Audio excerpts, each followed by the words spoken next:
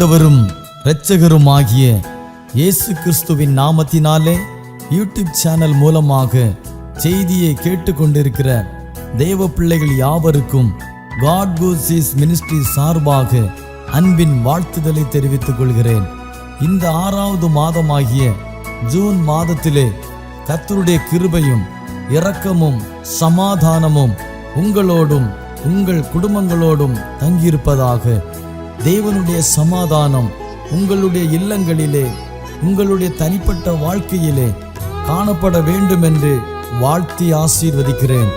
உங்களுக்காகவும் உங்கள் குடும்பங்களுக்காகவும் தினந்தோறும் ஜெபித்து வருகிறோம்.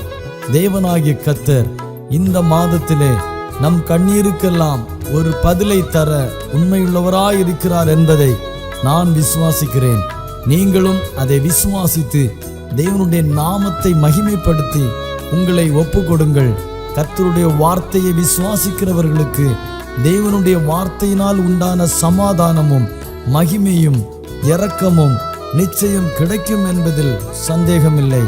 இந்த மாதத்தில் கர்த்தருடைய வார்த்தை உங்கள் வாழ்க்கையில் கிரியை செய்யும்படியாக நீங்கள் உங்களை தேவனுக்கு முன்பாக ஒப்பு கொடுங்கள். தேவனாகிய கர்த்தர் உங்களையும் உங்கள் குடும்பங்களையும் ஆசீர்வதிப்பாராக. ஆமென்.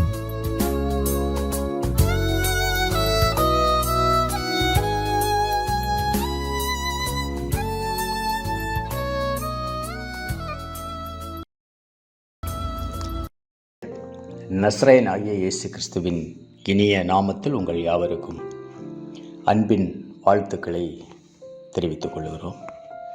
இந்த நாளிலும் கூட நாம் தியானத்திற்காக எடுத்துக்கொண்ட ஒரு வேத பகுதி மத்தேயு எழுதின சுவிசேஷ புஸ்தகம் 5வது அதிகாரம் அதன் 44 மற்றும் 45வது வசனங்களை வாசித்து கர்த்தர் நம்மோடு இடைவிடுகிற வசனங்களை தியானிப்போம்.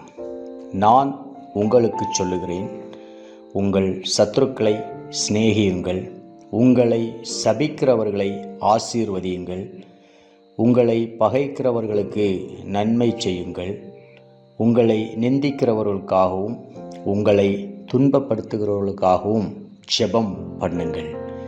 இப்படி செய்வதினால் நீங்கள் பரலோகத்தில் இருக்கிற உங்கள் பிதாவுக்கு புத்திரராயிருப்பீர்கள். அவர் தீயோர் மேலும் நல்லோர் மேலும் தமது சூரியனை உதிக்க பண்ணி நீதி உள்ளவர்கள் மேலும் அநீதி உள்ளவர்கள் மேலும் மழையை பெய்ய பண்ணுகிறார் என்று எழுதப்பட்டிருக்கிறது. இந்த நாளிலும் நாம் தியானிக்கிற இந்த வேத பகுதியிலிருந்து ஒரு சிறிய தலைப்பை கொடுக்க விரும்புகிறேன். நீங்கள் பரலோக பிதாவின் புத்திரரா என்கிற கேள்வியோடு இந்த செய்தி தொடங்குகிறது. நீங்கள் பரலோக பிதாவின் பிள்ளைகளா என்கிற கேள்வியோடு இந்த செய்தி தொடங்குகிறது. 45வது வசனத்திலே சொல்லப்பட்டிருக்கிறது, இப்படி செய்வதினால் நீங்கள் பரலோகத்தில் இருக்கிற உங்கள் பிதாவுக்கு புத்திரராய் இருப்பீர்கள் என்று சொல்லப்பட்டிருக்கிறது. எதை குறித்து என்று பார்க்கும்போது இந்த மத்தேயு எழுதின சுவிசேஷ புஸ்தகத்தில் 5வது அதிகாரத்தில் அநேக காரியங்கள் சொல்லப்பட்டிருக்கிறது. எல்லாவற்றையும் கடைபிடிக்க வேண்டியதுதான்.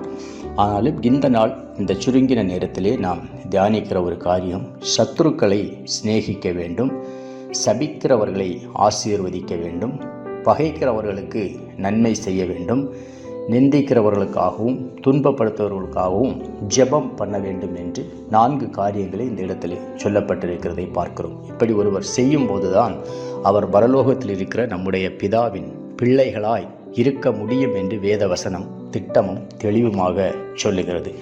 ஆனால் இன்று நாம் வாழ்ந்து கொண்டிருக்கிற சூழ்நிலையில் சத்துருக்கள் நமக்கு அநேகமாக பெருகி இருக்கிறதை பார்க்கிறோம். முதலில் சத்ரு என்பவன் யார் என்பதை குறித்து நாம் சிந்திக்க வேண்டியது மிகவும் அவசியமான காரியமாயிருக்கிறது. நம்முடைய சத்துருக்கள் எல்லாருமே நாம் மிகவும் நேசித்தவர்களும் நம்மை சுற்றி இருக்கிறவர்களுமாகத்தான் இருப்பார்கள். ஒரு நபருக்கு சத்ரு அவனுடைய வீட்டில் இருந்து அநேக தொலைவில் இருப்பதற்கு வாய்ப்புகள் குறைவு. நாம் இந்திய தேசத்தில் வாழ்ந்து கொண்டிருக்கிறோமே, ஆனால் அமெரிக்காவில் இருக்கிற ஒருவர் நமக்கு சத்ருவாக இருக்க முடியாது. அதே போல ஆஸ்திரேலியாவில் இருக்கிற ஒருவரும் நமக்கு சத்ருவாக இருக்க முடியாது. ஒருவேளை நாம் கன்னியாகுமரி மாவட்டம் இல்லை ஏதாவது ஒரு மாவட்டத்தில் நீங்கள் வாழ்ந்து கொண்டிருப்பீர்களேயானால் உங்கள் அருகாமையில் இருக்கிற மாவட்டத்தில் இருக்கிறவர் கூட உங்களுக்கு சத்ருவாக இருப்பதற்கு வாய்ப்புகள் குறைவாகத்தான் இருக்கும். அப்படியானால் நமக்கு சத்ருக்கள் யார் என்று பார்க்கும்போது நாம் நேசித்தவர்களும் நம்மை நேசித்தவர்களும் நம்மால் நேசிக்கப்பட்டவர்களும் நமக்காய் நின்றவர்களும் நம்முடைய நெருங்கிய நண்பர்களும் நெருங்கின உறவினரும் தான் இந்த நாளிலே நமக்கு சத்ருவாய் போயிருக்கிறார்கள். வேத வசனத்தை நாம் வாசித்தோமேயானால் வசனம் நமக்கு ஒரு ஆசீர்வாதத்தை சொல்லுகிறது. இடதுபுறமும் வலதுபுறமும் இடம் கொண்டு பெருகுவாய் என்று தேவன் நமக்கு சொல்லியிருக்கிறதை பார்க்கிறோம். ஆனால் இந்த நாளிலே நம்முடைய வாழ்வை குறித்து நாம் பார்க்கும்போது இடதுபுறமும் வலதுபுறமும் சத்ருவாய் பெருகி இருக்கிறதை பார்க்கிறோம். ஒரு முறை ஒரு தாயாரிடத்திலே ஒரு போதகர் ஒரு கேள்வியை கேட்டார். உங்களுக்கு சத்ரு உண்டா என்று கேட்கும்போது அவர்கள் அமைதியாக இருந்தார்கள். இந்த போதகர் மறுபடியும் அவர்களிடம், உங்கள் வலதுபுறத்தில் இருக்கிறவர்களோடு நீங்கள் நல்ல இணக்கமாக இருக்கிறீர்களா என்று கேட்டபோது அவர்கள் இல்லை என்று சொன்னார்கள். உங்கள் இடதுபுறத்தில் இருக்கிறவர்களோடு நல்ல இணக்கமாக இருக்கிறீர்களா என்று கேட்டபோது இல்லை என்று சொன்னார்கள். அவருடைய பின்புறத்தில் வசிக்கிறவர்களோடு இணக்கமாக இருக்கிறீர்களா என்று கேட்டபோது இல்லை என்று சொன்னார்கள். ஆனால் முன்புறத்தில் இருக்கிறவர்களோடு என்று சொல்லும்போது அங்கே எந்த ஒரு பிரச்சனையும் இல்லை. காரணம் என்னவென்று பார்க்கும்போது அவர்களுடைய வீட்டிற்கு முன்பாக யாருடைய வீடும் இல்லை. ஒரு நல்ல கவர்மெண்ட் போட்ட ரோடு இருக்கிறது. அப்படியானால் சுற்றின திசையில் எல்லாமே பார்க்கும்போது சத்ருக்கள் நெருங்கி இருக்கிறதை பார்க்கிறோம். ஆனால் வேத வசனம் சொல்லுகிறது, ஒருவனுடைய வழிகள் கர்த்தருக்கு பிரியமாக இருந்தால் அவன் சத்ருக்களை அவனோடு சமாதானமாகும்படி செய்வார் என்று நீதிமொழிகளின் புஸ்தகம் 16வது அதிகாரம் 7வது வசனத்திலே ஆண்டவர் திருவுளம் பற்றுகிறதை நாம் பார்க்கிறோம். ஒரு நபருடைய வழிகள் கர்த்தருக்கு பிரியமாக இருந்தால், ஒருவேளை சத்ருக்கள் உண்டாயிருந்தாலும் வசனம் சொல்லுகிறது அவன் சத்ருக்கள் எல்லாம் சமாதானமாகும்படி கர்த்தர் செய்வார் என்று சொல்லப்பட்டிருக்கிறதை பார்க்கிறோம்.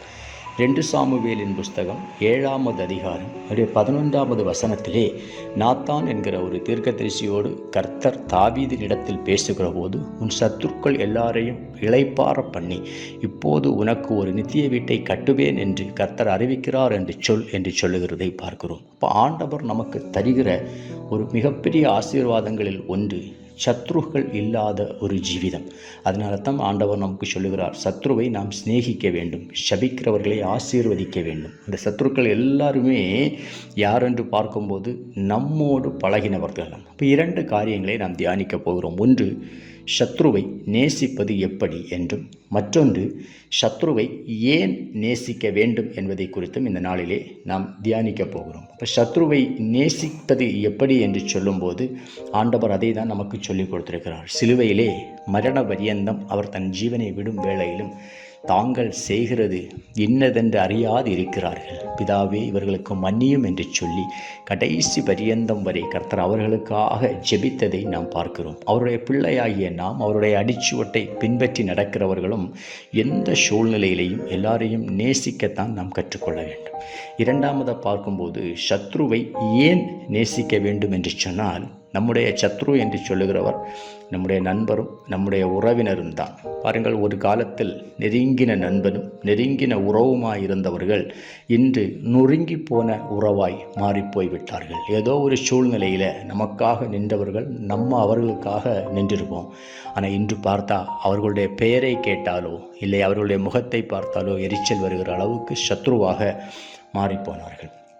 வேத புஸ்தகத்திலே பார்த்தோம் என்றால் யோபு என்கிற தேவ மனிதனுக்கு 4 நண்பர்கள் இருந்ததாக வேத புஸ்தகத்திலே பதிவு செய்யப்பட்டிருக்கிறது. அதில் ஒருவர் எலிப்பாஸ் என்று சொல்லுகிற ஒருவர், அடுத்து சோப்பார் என்கிற ஒருவர், எலிகு என்கிறவர், பில்தாக் என்று சொல்லுகிற 4 நண்பர்கள் யோபுவோடு இருந்தார்கள். யோபுவுக்கு ஒரு நெருக்கமான சூழ்நிலை வந்தபோது 4 பேரும் 4 இடத்திலிருந்து புறப்பட்டு வந்து யோபுவை பார்க்கும்படி வந்தார்கள். 7 நாளளவும் பேசாமல் தரையில் உட்கார்ந்து யோபுவோடு துக்கம் அனுசரித்துக் கொண்டிருந்தார்கள். அதற்கு பிற்பாடாக யோபு பேசத் தொடங்கின போது யோபுவுக்கு அவர்கள் மறு உத்தரம் கொடுத்தார்கள். இவர்கள் 4 பேரையும் குறித்து வேத வல்லுநர்கள் சொல்லுகிறார்கள். எலிப்பாஸ் என்கிறவன் தனக்கு சாதகமாக பேசுகிறவன், சோப்பார் என்கிறவன் வேதத்தை எடுத்து பேசுகிறவன், எலிகு என்கிறவன் சிந்தியாமல் பேசுகிறவன், பில்தாக் என்று சொல்லுகிறவர் ஆறுதலாய் பேசுகிறவர். இந்த பில்தாக் தான் யோபுவிடத்திலே சொல்லும்போது, உம்முடைய துவக்கம் அற்பமாய் இருந்தாலும் முடிவு சம்பூரணமாய் இருக்கும் என்று சொல்லுகிறதை பார்க்கிறோம். நல்ல கவனியருங்கள்.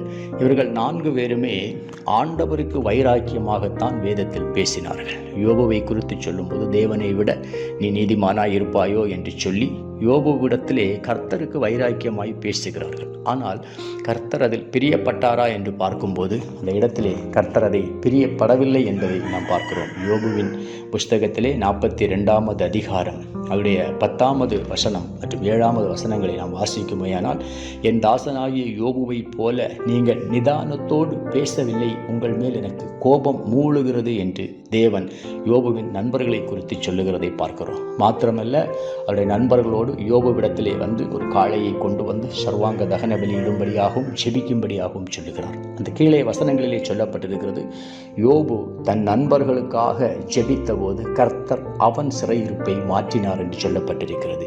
அப்படியானால் யோபுவுடைய வாழ்விலே ஒரு பிழையும் இல்லாமல் இருந்த போதும் கூட யோபுவுடைய நண்பர்களின் நிமித்தமாக யோபுவுக்கு உண்டான ஒரு மனக்காயம் யோபுவுக்கு அது ஒரு சிறையிருப்பை உண்டாக்கியிருக்கிறது. அதற்காகத்தான் யோபு நண்பர்களுக்காக ஜெபித்த போது கர்த்தர் அந்த சிறையிருப்பை மாற்றினார் என்று வேத புஸ்தகத்திலே வாசிக்கிறோம். ஒருவேளை நம்முடைய நெருங்கின நண்பர்கள் அவர்கள் செயலில் ஒருவேளை நியாயம் இல்லாமல் இருக்கலாம். நம்முடைய பகுதியிலே நியாயம் உண்டாயிருந்தாலும் நம்முடைய நண்பர்கள் நிமித்தமாக நமக்கு ஒரு மனஸ்தாபம் உண்டாயிருக்குமே, ஆனால் அது அவர்களுக்கும் அதில் பிரச்சனை இருக்கிறது. மாத்திரமல்ல, யோபுவின் வாழ்வில் ஒரு சிறையிருப்பு உண்டாயிருந்தது. அவன் நண்பர்களுக்காக ஜெபித்த போது அவன் சிறையிருப்பு மாறினது என்று வேதத்திலே பார்க்கிறோம். அப்படியானால் நம்முடைய வாழ்விலும் சில சிறையிருப்புகள் நம்முடைய சத்துருக்கள் நிமித்தம் நமக்கு உண்டாகும். நம் சத்துருக்களை நேசிக்காமல் சத்துருக்களை சத்துருக்களாகவே வைத்திருந்தோமே, ஆனால் நியாயம் நம்முடைய பகுதியில் உண்டாயிருந்தாலும் அது நமக்கு ஒரு சிறையிருப்பாகவே உண்டாகும். 2வது ஒரு காரியத்தை சொல்கிறேன். ஆபிரகாம் என்கிற ஒரு தேவ மனிதனை நாம் வேத புஸ்தகத்திலே பார்த்திருக்கிறோம். அபிமெலேக்கு என்கிற ஒரு ராஜா ஆபிரகாமின் மனைவியாகிய சாராளை ஆள் அனுப்பித்து அழைப்பிக்கிறார். கர்த்தர் ராத்திரியிலே அபிமெலேக்குக்கு தோன்றி, நீ அழைப்பித்த ஸ்திரீயின் நிமித்தம் செத்தாய் என்று சொல்லுகிறதை பார்க்கிறோம். அவன் வேறொருவருடைய மனைவியாக இருக்கிறார் என்று சொல்லி, அவன் ஒரு தீர்க்கதரிசியாக இருக்கிறான் என்று சொல்லி அனுப்பிவிடுகிறதை நாம் பார்க்கிறோம். நன்றாய் நீங்கள் கவனிக்க வேண்டும். 1 வருட காலம் அந்த அபிமெலேக்குடைய வீடுகளில் இருந்த மனைவி மற்றும் வேலைக்காரிகள் அவருடைய அந்த அரண்மனையில் இருந்த எல்லா ஸ்திரீகளின் கர்ப்பத்தையும் கர்த்தர் அடைத்தார் என்று வேத புஸ்தகத்திலே வாசிக்கிறோம். ஆபிரகாம் அவர்களுக்காக வேண்டிக் கொண்டபோது தேவனாகிய கர்த்தர் அவர்களுடைய சிறையிருப்பை மாற்றி அந்த கர்ப்பத்தை திறந்தார் என்று பார்க்கிறோம். நாம் அதோடு வாசித்து கடந்து போய்விடாமல் அதோடைய அடுத்த அதிகாரம் ஆதியாகமம் 20வது அதிகாரத்தில் இது சொல்லப்பட்டிருக்கிறது. ஆதியாகமம் 20வது அதிகாரம் முடிக்கும் போது ஆபிரகாம் அபிமெலேக்குக்காக ஜெபித்து ஆண்டவர் அந்த கர்ப்பத்தின் வாசல்களை திறக்கிறதை பார்க்கிறோம். அதே நேரத்தில் ஆதியாகமம் 21வது அதிகாரம் 1 முதல் 3 வரை பார்க்கும்போது கர்த்தர் சாராளை கடாட்சித்தாள் என்றும் சாராள் ஈசாக்கை பெற்றெடுத்தாள் என்றும் பார்க்கிறோம். அப்படியானால் சாராளை அபிமெலேக்கு கடத்தி கொண்டு போயிருக்கிற வேளையிலே அது ஆபிரகாமுக்கு ஒரு விசனமாய் தான் உண்டாயிருக்கும். அவன் புருஷனாய் இருந்தவன். அந்த விசனத்தின் நிமித்தம் அது ஒரு சிறையிருப்பாகத்தான் மாறியிருக்கிறது. நண்பர்களே, நம்முடைய நெருங்கினவர்கள் சகோதரர்கள் எல்லாம் நம் பகைமையை உண்டாக்கி வைத்திருப்போமே, ஆனால் அது அவர்களுக்கு எந்த அளவுக்கு தீமையை கொண்டு வரும் என்பதை விட நமக்கு அது ஒரு சிறையிருப்பாகவே மாறும். அதனால தான் தேவன் சொல்லுகிறார், நான் உங்களுக்கு சொல்லுகிறேன், உங்கள் சத்துருக்களை சிநேகியுங்கள், உங்கள் சபிக்கிறவர்களை ஆசீர்வதியுங்கள். நியாயம் நம்முடைய பகுதியில் 100% உண்டாயிருந்தாலும் நம்முடைய நண்பர்களை குறித்தோ நம்முடைய சிநேகிதர்களை குறித்தோ நம் மனதில் ஒரு விசனம் உண்டாயிருந்தால் அது நமக்கும் ஒரு சிறையிருப்பாக மாறும் என்று சொல்லப்பட்டிருக்கிறது. மாத்திரமல்ல, நமக்கு அடிக்கப்பட்ட ஆட்டுக்குட்டியானவர் கடைசி நேரத்தில் சிலுவையில் ஜீவன் விடும்போது கூட பிதாவினிடத்தில் ஒரு காரியத்தை ஒப்புவித்ததை பார்க்கிறோம். நீர் தந்தவைகளில் நான் ஒன்றையும் இழந்து போகவில்லை என்று சொல்லி அவருக்கு கொடுத்த 12 சீஷர்களையும் அவர் கடைசி வரை தன்வசம் வைத்திருந்ததை பார்க்கிறோம். அப்படியானால் தேவன் நம்முடைய வாழ்விலே இணைத்த அநேக உறவுகள் உண்டு. தேவன் இணைத்ததை மனிதன் பிரிக்காதிருக்க கடவான் என்று சொல்லுகிறது. புருஷன் மனைவி உறவு மாத்திரமல்ல, கர்த்தர் நமக்கு கொடுத்த நல்ல நண்பர்கள், நாம் வேலை செய்கிற இடம், தொழில் செய்கிற இடம் என்றெல்லாம் நமக்கு கொடுத்திருக்கிற நல்ல உறவுகள் ஒன்றையும் நாம் இழக்காமல் ஒருவேளை கசப்புகள் வெறுப்புகள் இருந்தாலும் அவர்களையும் சிநேகித்து ஆண்டவராகிய இயேசு கிறிஸ்து பிதாவினிடத்தில் ஒப்புவித்தது போல நீர் தந்தவைகளில் நான் ஒன்றையும் இழந்து போகவில்லை என்று சொல்லி எல்லாரோடும் ஐக்கியமாய் இருப்போமேயானால் நம்முடைய வாழ்வில் இருக்கிற சில சிறையிருப்புகளை மாற்றி யோபுவை இரட்டனத்தையாக ஆசீர்வதித்த தேவன் யோபுவின் சிறையிருப்பு மாறின போது கர்த்தர் அவனை இரட்டனத்தையாக ஆசீர்வதித்தது போல கர்த்தர் நம்மையும் ஆசீர்வதிப்பார். அப்படியே ஜெபிப்போமா. பரிசுத்தமான தேவனே, துதிகளின் மத்தியில் வாசம் பண்ணுகிற எங்கள் பரலோக தகப்பனே, இந்த நாளிலே ஆண்டவர் பேசின நல்ல வார்த்தைகளுக்காய் ஸ்தோத்திரம். சத்ருவை நேசிப்பது சாதாரண காரியம் அல்ல, ஆனாலும் தேவன் அதை எங்களுக்கு கட்டளையாய் கொடுத்திருக்கிறபடினால் எங்களோடு ஒரு காலத்திலே நெருங்கி பழகினவர்கள், நெருங்கின உறவினர்கள் இன்று நொறுங்கி போன உறவாய் இருக்கிறதப்பா. எல்லாவற்றையும் கர்த்தர் அந்த நாளில் இணைக்கும்படியாய் ஜெபிக்கிறோம் ஆண்டவரே. மகிமையான தேவகரம் ஒவ்வொரு பிள்ளைகளோடும் இடைபடுவதாக. ஒருவனுடைய வழிகள் கர்த்தருக்கு பிரியமாய் இருந்தால் அவனுடைய சத்துருக்களை அவனோடு சமாதானமாகும்படி செய்வார் என்று சொன்ன தேவ வசனத்தின்படி சத்துருக்கள் இல்லாத ஒரு சூழ்நிலையில் கர்த்தர் ஒவ்வொருவரையும் நடத்தும்படியாய் ஜெபிக்கிறோம் கர்த்தாவே. மகிமையான தேவகரம் கூட இருந்து பெரிய காரியங்களை செய்யட்டும். தாழ்த்தியும் கரங்களில் ஒப்புக் கொடுக்கிறோம். இயேசு கிறிஸ்துவின் மூலம் எங்கள் ஜெபம் கேளும் பிதாவே. ஆமேன், ஆமேன், ஆமேன், ஆமேன்.